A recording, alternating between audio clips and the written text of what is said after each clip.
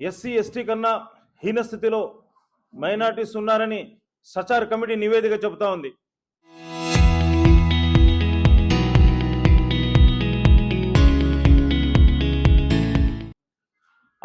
ఆ కమిటీ నివేదిక ప్రకారం ఎంతోమంది మైనార్టీ సోదరులు మన పంచర్ షాప్లో కానీ పెట్రోల్ బంకుల్లో కానీ చిన్న చిన్న దుకాణాలు పెట్టుకొని వాళ్ళు జీవనం సాగిస్తున్నారు. అప్పుడు దానికి గాను అప్పుడు దివంగత నేత శ్రీ వైఎస్ రాజశేఖర రెడ్డి గారి పుణ్యమని మొత్తము ట్విన్ స్టేట్లో అంటే తెలంగాణ ఆంధ్రాలో 4% రిజర్వేషన్ వల్ల ఎంతోమంది మైనార్టీ సోదరులు పెద్ద ఎత్తున చదువుకొని అబ్రాడ్లో ఉద్యోగాలు చేస్తున్నారు. కాబట్టి ఇప్పుడు ఈ అవేర్నెస్ ప్రోగ్రామ్ సరి గురించి మీకు అంతా తెలుసు. ఇంతకుముందు ఎన్ఆర్సీ ఎన్పిఆర్ అనేది జరిగింది. సిసిఐని అంటే అనవసరంగా ఒక నల్ల చట్టాలను తెచ్చే ప్రయత్నం జరిగింది. దాని గురించి మొత్తం ఇండియాలో ఉండే మైనార్టీ సోదరులు కానీ క్రిస్టియన్ సోదరులు కానీ చాలా పెద్ద ఎత్తుగా ఈవెన్ చూసుకుంటే ఎస్సీ సోదరులు కానీ మొత్తం స్టేట్ వైడ్గా ధర్నాలు చేయడం జరిగింది. ఎన్నో నెలలు ధర్నా జరిగింది. దాని తర్వాత ఈ నల్ల చట్టాలని మేము తేమని చెప్పి వీళ్ళు సైలెంట్ అయిపోయారు. అదే ఆ నల్ల చట్టాల ప్రక్రియనే ఈ ఎస్ఐఆర్ అని చెప్పి మేము గట్టిగా మైనార్టీస్ నమ్ముతున్నాం. కాబట్టి ఈ ఎస్ఐఆర్ గురించి డీటెయిల్గా మన జియా గారు చెప్తారు. కానీ ముఖ్యంగా దీంట్లో ఏం జరుగుతూ ఉందంటే 2002లో ఫాదర్ కానీ మదర్ కానీ తన ఓటు కానీ ఉండాలంట. అటువంటి లేకపోతే మేము ఓట్లు తీసేస్తామని చెప్తున్నారు. అంటే ఇండియాలో పుట్టి ఇండియాలో పెరిగిన అతనికి ఏదైతే ఆధార్ కార్డులు ఉన్నాయో పనికిరావంట, ఏ పాస్పోర్ట్లు పనికిరావంట, రేషన్ కార్డులు పనికిరావంట. ఏదైనా మాట్లాడితే మీరు ఎప్పుడు పుట్టారు ఏం పుట్టారని చెప్తున్నారు. దాని ప్రక్రియగా భాగంగానే మీరంతా చూసుకుంటే మన చెన్నైలో 1 లక్ష ఓట్లు తీసేశారు. అదే వెస్ట్ బెంగాల్లో చూస్తే 1 కోటి చెన్నైలో 1 కోటి ఓటు తీసేశారు. వెస్ట్ బెంగాల్లో 95 లాక్ ఓటు తీసేశారు. అలాగే బీహార్లో చూసుకుంటే 58 లక్షల ఓట్లు తీసేశారు. ముఖ్యంగా దానివల్లనే మన దీదీ అని పిలుచుకునే ఆమె 15 సంవత్సరాల నుంచి మన దీదీ వెస్ట్ బెంగాల్లో పాపం ఆమె కూడా ఓడిపోవడం, మమతా బెనర్జీ ఆమె కూడా ఓడిపోవడం జరిగింది. అలాగే స్టాలిన్ ఎన్నో లక్షల కోట్లు పాపము మన చెన్నైకి తీసుకొచ్చి ఎంతో విధంగా ఉపాధి ఇచ్చిన ఆయన నియోజకవర్గంలో కూడా దగ్గర 80,000 ఓట్లు తీసేస్తే ఆయన కూడా ఓడిపోవడం జరిగింది. కాబట్టి ఈ యొక్క నేను ఎస్ఆర్ గురించి నేను మైనార్టీ ఏం చెప్తున్నట్టే దీన్ని సక్రమంగా యూజ్ చేసుకోండి. మీ ఓటు హక్కుని ఇంకా మనకు జూలై 14 వరకు మనకు ఇది అవకాశం ఉంది. కాబట్టి ముఖ్యంగా ముస్లిం సోదరులు మీరు అవేర్నెస్ చేసుకోండి. ఇది ముఖ్యంగా దాన్ని యూజ్ చేసుకోండి. మీకు ప్రతి ఒక్క మసీదులోనూ క్యాంపులు నడుస్తూ ఉన్నాయి పెద్ద ఎత్తున. మీరు చూడొచ్చు పెద్ద ఎత్తున మసీదులు కానీ మన ఉర్దూ స్కూల్స్లో కానీ చాలామంది బిఎల్ఏలు యాక్టివ్గా పనిచేస్తున్నారు. మీ ఓటు హక్కు లేదా ఎట్లా చేయాలా ఏం చేయాలో అని చెప్పి వివరించి చెప్తున్నారు. దీన్ని యూజ్ చేసుకోవాలని చెప్పి నేను గట్టిగా చెప్తున్నాను. ముఖ్యంగా చూస్తే మన ఓటు హక్కు అనేది జన్మ హక్కు. ఈ ఓటు వేయకపోతే అసలు ఇండియాలో ఉండేది కూడా డౌట్ అనిపిస్తుంది. ఎందుకంటే ఈ యొక్క ఎస్ఆర్ గురించి ఫ్యూచర్లో ఏదైనా ప్రభుత్వ పథకాలు రావాలంటే కూడా ఈ ఎస్ఆర్ని ఫ్యూచర్లో వీళ్ళు తీసుకునే అవకాశం ఉంది అని చెప్పి నేను కుండల బద్దలు కొట్టుకొని మీకు అంతా నేను చెప్తున్నాను. కాబట్టి ఏదైతే స్కీములు రావాలంటే కూడా మనకు డెఫినెట్గా ఈ ఎస్ఐఆర్ ఫ్యూచర్లో మనకు పనికొస్తుంది. కాబట్టి ఇది వచ్చిన ముస్లిం సోదరులంతా మీరు అవేర్నెస్ తీసుకురమ్మని చెప్పి నేను గట్టిగా మీకు చెప్తున్నాను. పోతే ముఖ్యంగా మనకి ఇది ఏంటంటే ఎలక్షన్లో మనంతా చూస్తున్నాం. ఒక్కొక్కసారి 40% ఓటు పోల్ అవుతాయి. 100%కి ఒక్కొక్క స్టేట్లో 40%, 50%, 55% పోల్ అవుతున్నాయి. అంటే అందరూ ఏమనుకుంటున్నారంటే ఇదేంద్రబ్బా పీడ ఇది, పోయి క్యూలో నిలుచుకోవాలా, మాకేమన్నా రాషన్ వస్తూ ఉందా, మాకేమన్నా ఫలితం వస్తూ ఉందా అని ఆలోచించుకొని అందరూ ఏం చేస్తున్నారంటే ఎందుకు క్యూలో నిలుచుకోవాలా, ఎందుకు ఎండలో నిలుచుకోవాలా అని చెప్పి మన ఓటు హక్కుని మనమే వదులుకుంటున్నాం. కాబట్టి ఇప్పుడంతా ముస్లిం మైనార్టీ సోదరులు, మత పెద్దలు, అలాగే మన డిస్ట్రిక్ట్ కమిటీ, మన కార్యవర్గం మొత్తం ఇక్కడ వచ్చింది. కాబట్టి మీకు అంతా నేను రిక్వెస్ట్ చేసేది ఏమంటే మీరంతా అవేర్నెస్ తీసుకురండి. ముఖ్యంగా మనకంతా తెలుసు బీజేపీ ప్రభుత్వం ఏదైతే ఉందో సెంట్రల్లో కూడా వాళ్ళ గవర్నమెంట్ నుంచి ఒక ఎంపీ కూడా లేడు. ఉన్నాడా మైనార్టీ? ముస్లిం సోదరుడు ఉన్నాడా? లేడు. పోనీ కనీసము వాళ్ళ రాష్ట్ర ఏదైతే పాలిస్తూ ఉన్నారో ఆ రాష్ట్రాల్లో చూస్తే కూడా ఒక్క ఎమ్మెల్యే కూడా లేదు, ఒక ముస్లిం కూడా వాళ్ళు బీజేపీ వాళ్ళు ఇవ్వరు. కానీ బయట పోతే అబ్రాడ్లో పోతే సౌదీ రాజుని గట్టి కరుచుకుంటాడు. ఈయన గట్టి కరుచుకుని నోరు ఇంత పెద్ద తీస్తాడు మహానుభావుడు మన పిఎం గారు. అంటే ఇక్కడ చూస్తే సవతి తల్లి ప్రేమ, ఆరు చూస్తే ఏదో మైనార్టీలు గట్టిగా కరుచుకుంటానని చెప్పి ఒక విధంగా సెంట్రల్ గవర్నమెంట్ పాలన సాగిస్తాం. కాబట్టి ఇటువంటి యొక్క మన ఈ బీజేపీ ఈ కూటమి ప్రభుత్వం దీంట్లో మనం ఇంకా అలర్ట్గా ఉండి మొత్తం మన అప్లికేషన్ తీసుకొని దీనంతా యాక్టివ్గా చేసి మన మసీదులో కానీ అన్ని అవేర్నెస్ చాలా బాగా చేస్తున్నారు.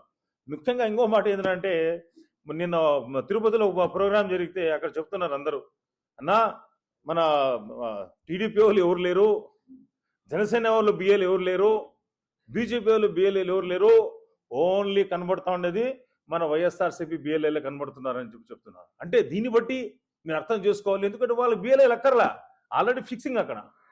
కాబట్టి అటువంటి పని లేకుండా మీరు గట్టిగా జాగ్రత్తగా మైనార్టీ సోదరులు స్పెషల్గా, ఎందుకంటే మైనార్టీ ఓట్లని, క్రిస్టియన్ ఓట్లని, ఎస్సీ ఓట్లని తీసే యోచన జరుగుతూ ఉంది. కాబట్టి మీరు దీన్ని గట్టిగా ఉండి దీన్ని అవేర్నెస్ చేసి మొత్తం అప్లికేషన్ తీసుకోండి. అలాగే మీరు బిఎల్ఏలను కలవండి.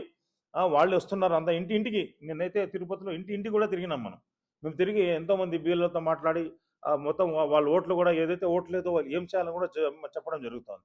కాబట్టి నా యొక్క ఉద్దేశం, మైనార్టీ వైఎస్ఆర్సీపీ యొక్క ఉద్దేశం ఏమంటే, ముఖ్యంగా ఇండియాలో పుట్టిన ప్రతి ఒక్కడు కూడా ఓటు హక్కు ఉండాలా, ఉండి తీరాలా అని చెప్పి నేను గట్టిగా మీకు అంత తెలుపుకుంటూ, ఇక్కడ వచ్చిన అందరికీ స్పెషల్గా మీడియా మిత్రులకు అలాగే మా యొక్క కార్యవర్గ సభ్యులకు అందరికీ अस्सलाम वालेकुम रहमतुल्लाहि वबरकातुहू। स्पेशल से टीडीपी पार्टी, जनसेना, बीजेपी तीनों मिलकर मुसलमान वोटा है तो वैएसआर पार्टी डालते, राष्ट्रीय रेड्डी करने से मुसलमान सब वैएसआर पार्टी साथ है बोल को मुसलमान वोटा कर डालना, क्रिस्टियन वोटा कर डालना। अब नवे से गया तो रेड्डी कोटा है तो उनके भी कर डालना बोल के इनका प्लान। मरो एनआरसी है, धोखे का एनआरसी, मुसलमान का गला काटता है चंद्रबाबू नायडू क्या, पवन कल्याण क्या, बीजेपी पार्टी क्या। ऊपर क्या किया, अच्छे दिखते आते मुसलमान से, लेकिन गला गाड़ डालते है। वोट हक मुसलमान गाड़ डालते, मुसलमान गाड़ तो हो गया सगच कई को रहेगा तो वोट नहीं रहेगा तो मुसलमान हिसाब करते नहीं, अब भी हिसाब करते नहीं लोग। समावाड़ी हमारा एक वोट मिस होगा तो भी हम लोग थोड़ा थोड़ा मानने की प्लान करते हैं लोग। बंगाल में देखो, कामी देखो, बिहार में देखो, मुसलमान कितना साथ आते हैं। स्पेशल से यूपी में देखो, मस्जिदा फोड़ाते, मदरसे फोड़ाते, हजरत अंदर जेला में डालते, क्या क्या कर बोल को उसके बाद एक कोट भी मिस करें सका। नेल्लूर में सब जन मिलकर मेहनत पड़को पूरे ओटा में आई सका कर लेंगे इंशाल्लाह। ఇప్పుడు స్పెషల్ ఇంటెన్సివ్ రివిజన్ ఏదైతే జరుగుతుందో దాని ముసుగులో ప్రత్యేకంగా ముస్లింలు ఓట్లు తొలగించడం జరుగుతుంది.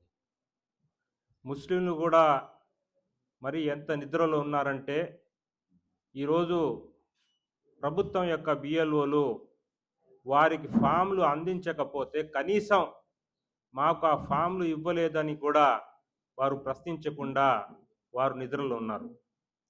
మరి ఇదే సాకు చూసుకొని ఈరోజు రాష్ట్ర ప్రభుత్వం, కూటమి ప్రభుత్వం ముస్లింలు దీన్ని పట్టించుకోరు, దీన్ని ఆసరాగా తీసుకొని ముస్లింల ఓట్లను తొలగించేవచ్చు ఒక్క ఆలోచనతో, కుట్రతో ఈరోజు కేంద్ర ప్రభుత్వం, రాష్ట్ర ప్రభుత్వం పనిచేస్తుంది.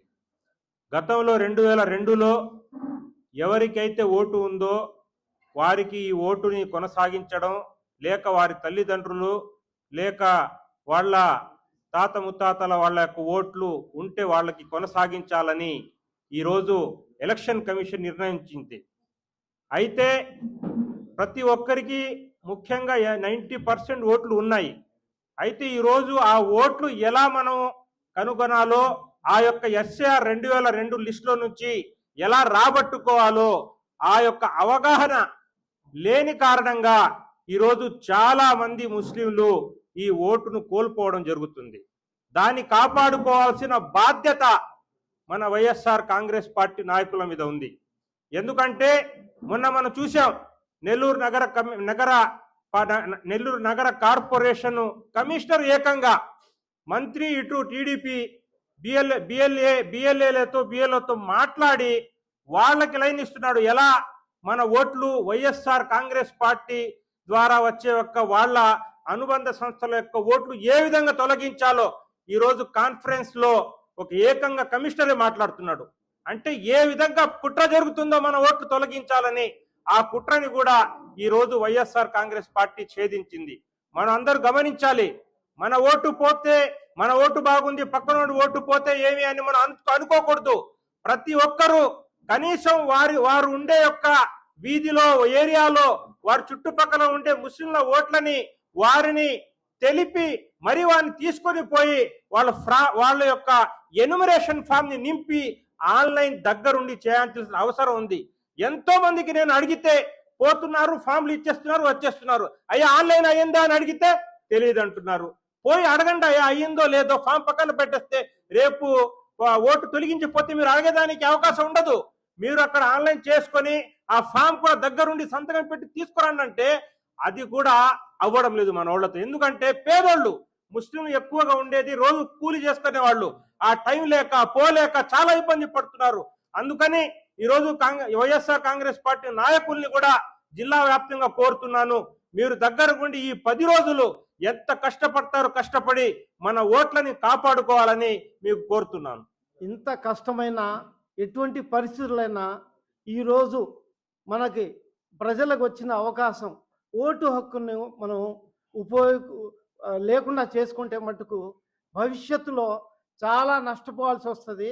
అందువలన ప్రతి ఒక్కరిని కోరేది ఏంటంటే, మన ఎన్ని ఇబ్బందులు పెట్టినా, ఎన్ని కండిషన్స్ పెట్టినా అవన్నీ తీర్చి మన ఓటుని మనం పొందాల్సిన కృషి చేయాలి. దీనికోసం వైఎస్ఆర్ కాంగ్రెస్ పార్టీ ఎల్లప్పుడూ మీకు సహాయంగా ఉంటుంది, మీ తోడుగా ఉంటుంది అని చెప్పి తెలుపుకుంటున్నాను. అదేవిధంగా మన రాష్ట్రంలో వైఎస్ఆర్ కాంగ్రెస్ పార్టీ ప్రతి నియోజకవర్గంలో కూడా సపరేట్ క్యాంపెయినింగ్ లాగా, దీన్ని ఉద్యమం లాగా నడిపి ఓట్లని ప్రతి ఒక్కరూ పోగొట్టుకోకుండా చేసే కృషి చేస్తుంది. ఇంకోటి ఏంటంటే, ఈరోజు మనం మైనార్టీలు ఓట్లు పొందితేనే వైఎస్ఆర్ కాంగ్రెస్కి ఉపయోగం ఉంటుంది, అధికారంలో వచ్చే అవకాశం ఉంటుంది. ఈరోజు మనం చూసాం, బీజేపీతో పొత్తు పెట్టుకొని టీడీపీ జనసేన ఏ విధంగా రాక్షస పాలన చేస్తున్నాయో చూసాం. ఈ పాలన అంతం కావాలా, పేద ప్రజలు ముస్లింలకి మళ్ళీ ఏంటంటే మంచి భవిష్యత్తు రావాలంటే మనం అందరి ఓట్లు, ముస్లింల ఓట్లు ముందు మనం ఓట్లు సంపాదించుకొని ఆ అందరి ఓట్లు మనం వైఎస్ఆర్ కాంగ్రెస్ పార్టీకి వేసి మళ్ళీ స్వర్ణాంధ్రప్రదేశ్ని తెచ్చుకోవాలని చెప్పి కృషి చేయాలని చెప్పి మీ అందరికీ కోరుకుంటున్నాను. అందరికీ నమస్కారం. ఈ మధ్య ఫీల్డ్లో పోయినప్పుడు ఏమయ్యా ఓట్లోకి వచ్చారు, గుర్తొచ్చామా అని కొంతమంది అడుగుతున్నారు. అయ్యా ఓటు మా కోసం కాదు, మీకోసం.